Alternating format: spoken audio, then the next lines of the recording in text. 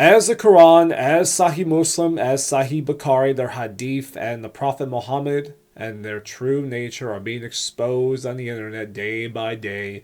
Muslims are furious because millions are waking up and leaving Islam and turning to the Lord Jesus Christ.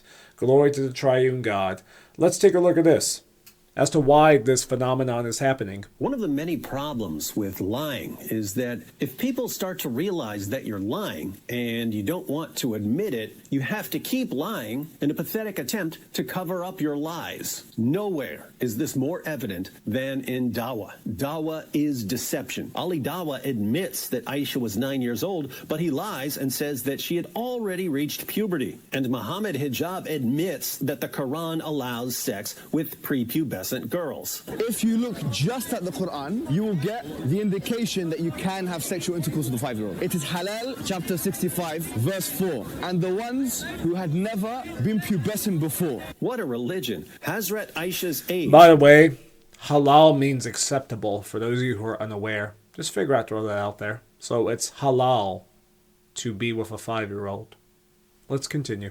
This hadith cannot be true. First, the Prophet could not have gone against the Quran to marry a physically and intellectually immature child. Liar. Where does the Quran say that a girl has to be physically and intellectually mature? Chapter and verse. Liar. The reason why we don't have sexual intercourse with 5-year-olds is not because of puberty. Wait a minute, what did you say? It's not because of puberty, because that verse in the Quran actually says lam yahid. They never had puberty before. You can't go around that. The correct translation is from Bukhari. Aisha says, from the time I could remember things. The translators mistranslate it as from the time I reached puberty. Total deception. And we know from the hadith that Aisha hadn't reached puberty. Sahih al-Bukhari 6130 narrated Aisha, I used to play with the dolls in the presence of the Prophet. Playing with the dolls and similar images is forbidden, but it was allowed for Aisha at that time as she was a little girl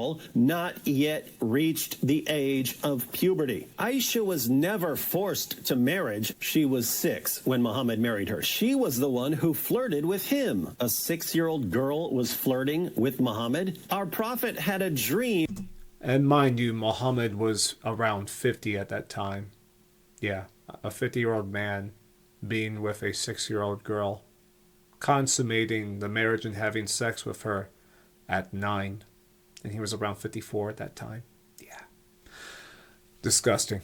On Aisha coming with angels, she flirted with him in his dream when he was dreaming about his best friend's 6-year-old daughter. Why are you blaming our Prophet? He couldn't help himself. That 6-year-old little girl was tempting him in his dream. The overall strategy of modern dawah is to throw so many lies at people on so many different issues that no one can possibly respond to all the lies. When you point out a simple fact about Muhammad, namely that he had sex with a prepubescent 9-year-old girl, the dawah strategy is to throw so many lies at you that you just give up. They want everyone to be drowning in a sea of lies. Dawah is deception. Always has been, always will be. Be careful what you worship, ladies and gentlemen, lest you become like it. I'm just going to end this video off with this one verse. It was popping up in my head constantly as I was watching this. It's Numbers chapter 32, verse 23 that says, you have sinned against Yahweh, and your sin will find you out. When you continually lie to everyone as a Muslim, breaking the 9th commandment, you shall not bear false witness against your neighbor, you will be found out. Your sin, your lie will find you out. And it is found out every single day on the internet.